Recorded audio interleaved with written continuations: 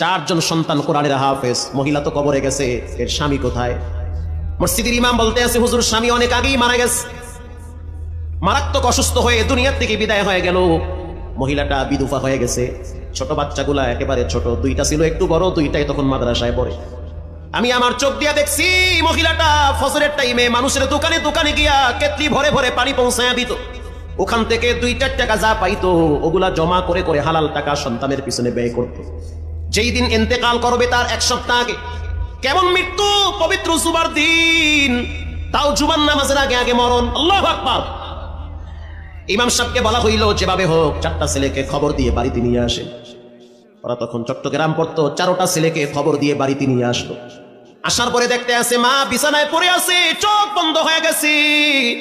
ওয়াজাআত সাকরাতুল মাউত, মৃত্যুর যন্ত্রণা শুরু হয়ে গেছে। প্রত্যেকটা মানুষের ভিতরে মৃত্যুর যন্ত্রণা, মৃত্যুর সময় হবে কি হবে না, মৃত্যুর যন্ত্রণা যখন শুরু হয়ে গেল, এবার বড় সন্তানটার নাম হলো আব্দুল্লাহ। আব্দুল্লাহ তখন মায়ের মাথার পাশে বসে পড়ল, মায়ের মাথায় হাত বুলায় দিয়া বলে, ও মা, টেনশনের কোনো কারণ নাই, আমি আপনার মাথার কিনারায় বসে বসে সূরা ইয়াসিন তেলাওয়াত করি। সূরা ইয়াসিন তেলাওয়াত করতেছে, মা খুব শান্তি পাইতেছে। কিছুক্ষণ পর মা নিজেই বলতে আছে, আমার ছোট ছেলেটা ও যেন একটু সূরা মুলুক তেলাওয়াত করে। এবার সূরা মুলুক তেলাওয়াত করলো পরের সন্তান। তৃতীয় সন্তানকে বলা হইল, তুমি সূরা রহমান তেলাওয়াত করো।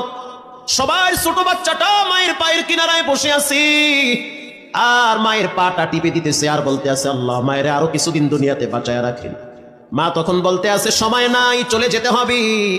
বাচ্চা মানুষ বুঝে না, বলতে আছে, বাবা এত এতিম করে কবরে চলে গেল, তুমিও যদি কবরে চলে যাও, আমরা 4টা ভাই কাকে নিয়ে দুনিয়াতে বেঁচে থাকবো?